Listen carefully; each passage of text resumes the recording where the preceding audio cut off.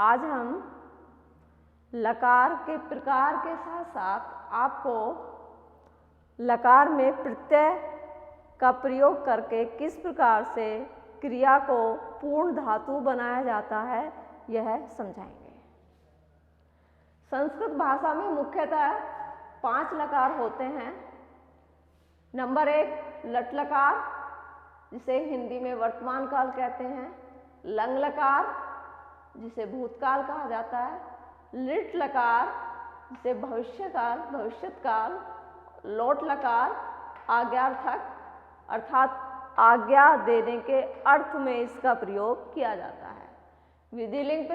विधिलिंग लकार, इसको सलाह व प्रार्थना के अर्थ में प्रयोग किया जाता है। इस प्रकार ये संस्कृत में 5 लकार होते हैं।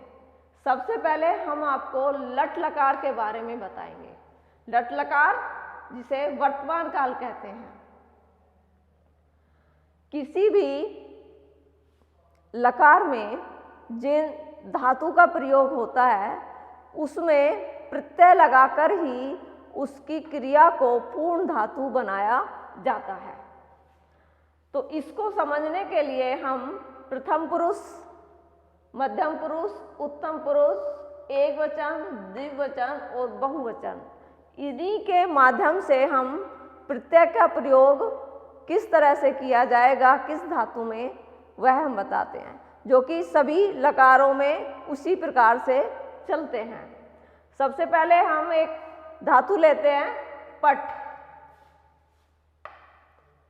धातु है हमारा पट, जिसका अर्थ होता है संस्कृत में पढ़ना।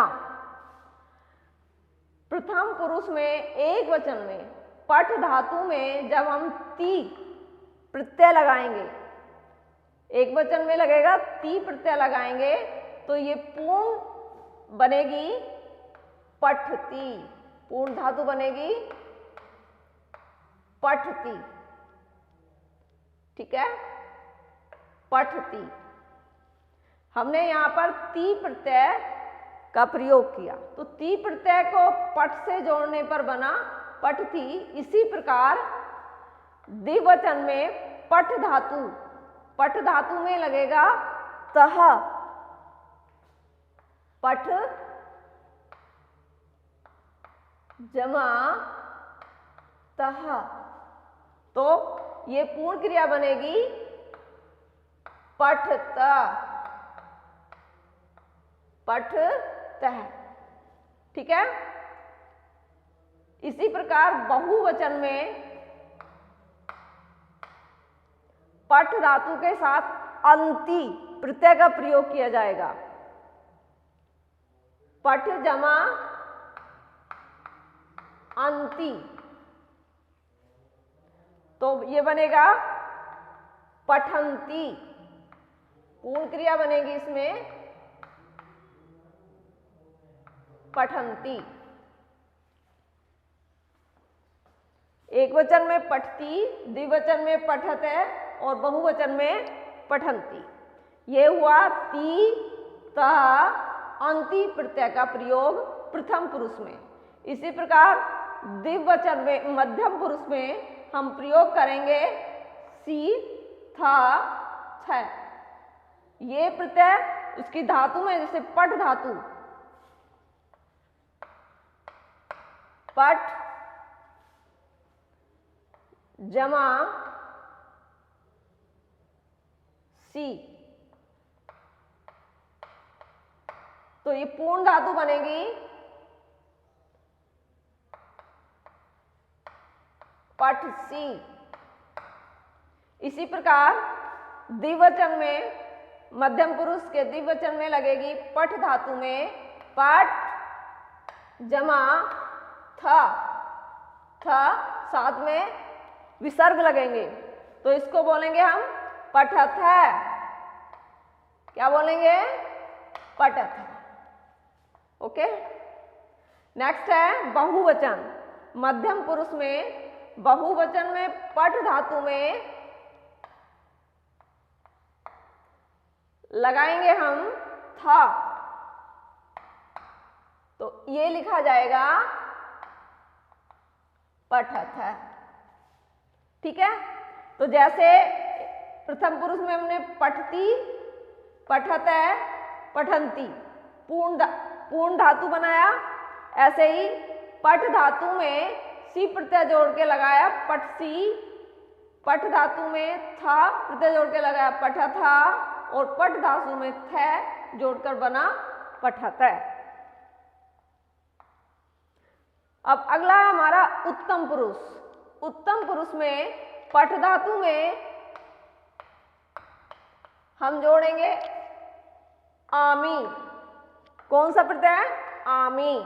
तो आमी प्रत्यय जोड़ने से यह क्रिया बन जाएगी धातु, पूर्ण धातु बनेगा पठामी। इसी प्रकार द्विवचन में पठ धातु में हम आवय प्रत्यय जोड़ेंगे। क्या जोड़ेंगे? आवय प्रत्यय। जोड़ने से यह पूर्ण क्रिया बनेगी पठावय। इसी तरह बहुवचन में पठ धातु में जोड़ेंगे हम आमय। आमय जुड़ने से यह पूर्ण क्रिया बनेगी पठामय। ठीक, तो हमने इसे वर्तमान काल में प्रत्यय का धातु के साथ प्रयोग करके किस प्रकार से पूर्ण धातु बनती है ये इसमें बताया। जैसे फिर से समझ लीजिए आप, पठ के साथ ती प्रत्यय, जो ये ती है, ती प्रत्यय जोड़ा हमने, तो पठ जमा ती बराबर क्या हुआ? पठती। पठ जमा ता जमा बराबर पठत है। पठ जमा अंती तो धातु बना पठंती। ऐसे ही मध्यम पुरुष में पठ के साथ सी प्रत्यय जुड़ने से बना पठसी, और पठ धातु में था प्रत्यय जोड़ने से बना पठत है, और पठ धातु में थ प्रत्यय जोड़ने से बहुवचन बना पठत है।